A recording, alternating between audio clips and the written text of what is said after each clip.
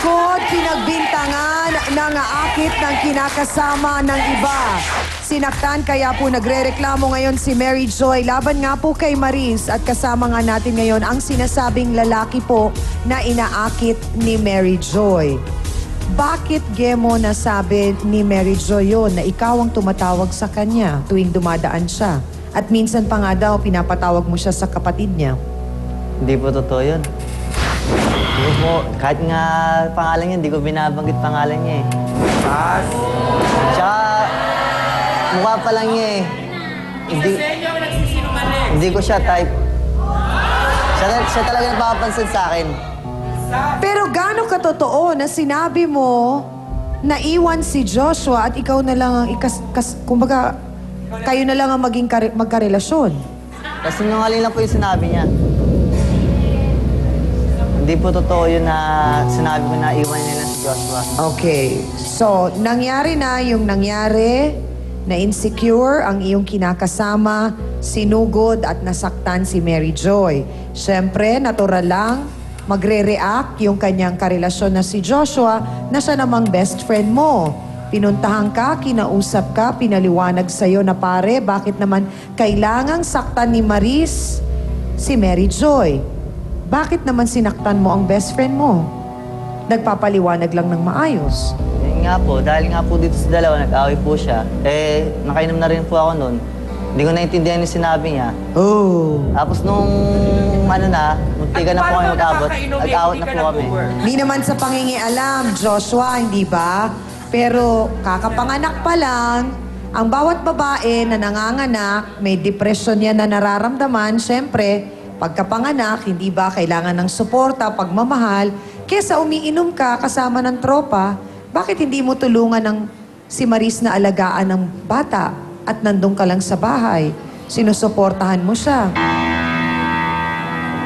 Nasa bahay po ako. Tinutulungan ko po siya mag-alaga ng anak ko po. Okay. Ito ba ang unang pagkakataon na nagselos si Maris? Ito lang po, itong away po nila, yun lang po nagselos siya. Yung sinasabing madalas na pagdaan ni Mary Joy, ano yon? Ilang beses sa isang linggo? Ilang beses sa ilang araw? Siguro sa isang linggo po, 5 beses yung gagawin. 5 beses gagawin, dadaan doon. Hindi ba daanan naman yung lugar ninyo? Hindi, minsan naman po, hindi naman siya dumadaan doon eh. Dumadaan doon sa kabila eh. O, tapos, anong ginagawa? O kaya minsan, tatambay sa tapat ng pintuan namin.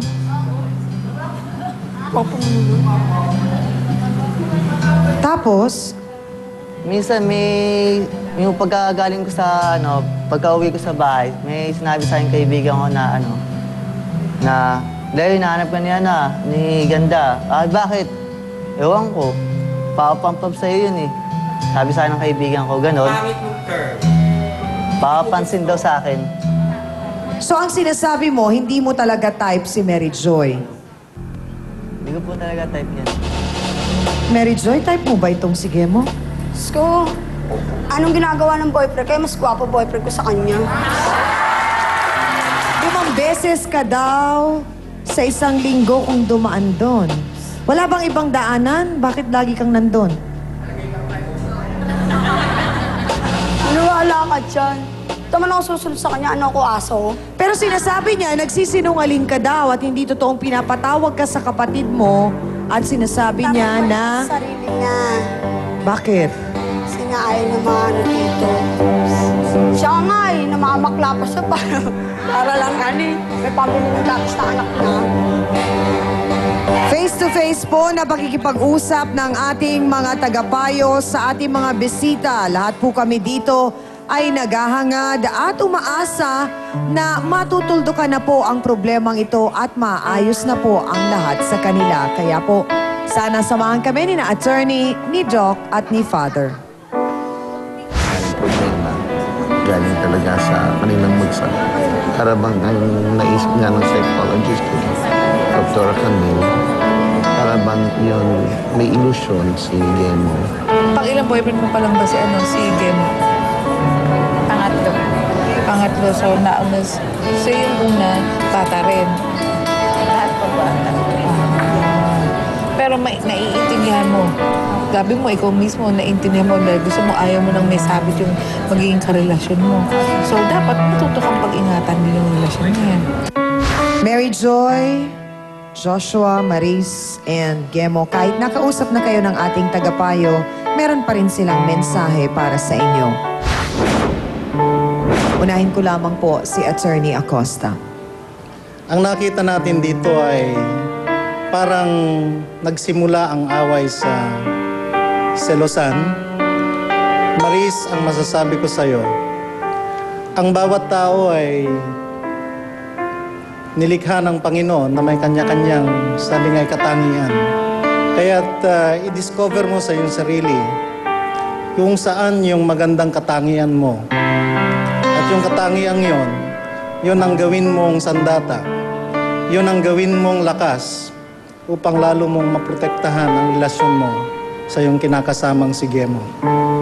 Ito naman kay Joyce. Joyce, bata ka pa rin, 18 ka lang, di ba? Hindi kita inuusgahan. Subalit, ina-assume ko lang na kung halimbawa man mayroong kaunting nakikita at gustong ipadama itong si Gemo, ay huwag mo nang ngay bigyan pa yon ng mas ikatutuwa niya o kaya magkakaroon ng parang posibilidad na mangyari. Lalong-lalo na magkaibigan itong boyfriend mo at saka itong si Gemo. Alang-alang sa naging magandang samahan nila, sana ay maiwasan mo na yon, yung magkaroon ng hindi magandang paningin ang iyong kapwa-tao sa iyo. Maraming pong salamat, Attorney Benedicto Acosta Jr. Dr. Camille? During the counseling, tinatanong ko kasi kung bakit ganito ang nangyari kay Maris na ang talagang gusto niya ay magkaroon ng boyfriend at karelasyon na mas bata sa kanya. At siya na rin ang mismo nagsabi na gusto ko po talaga ng bata ang aking karelasyon dahil natatakot po ako na baka pag kaedad ko or mas may edad sa akin ay ang makuha ko po ay may asawa. Mas lalo akong matatakot na merong commitment po yung aking magiging karelasyon. So sabi ko, dapat handa ka sa magiging sabihin na natin mangyayari kung sakasakaling bata ang iyong magiging karelasyon. So sana maintindihan nyo at maging maayos sana inyong bubuuing pamilya. Yun lang po. Maraming pong salamat, Dr. Camille. Reverend Jerry? Nadama ko dito na kapag nagkakaroon ng karanasan ng masaktan ng isang tao, buti na lang binibigyan tayo ng nagmamahal sa atin para madama natin na makakaya natin yung sakit.